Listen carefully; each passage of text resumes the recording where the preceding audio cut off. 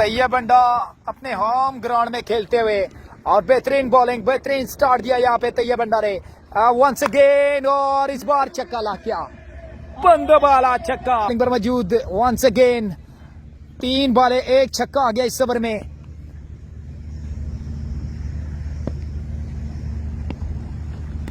और catch drop यहाँ पे एहसान जंजू दोनों को पूरा टाइम और क्रिकेट की जो थ्रो बॉल के लिए निशाना बिछाना यूनिक मैच विन कर गया जी।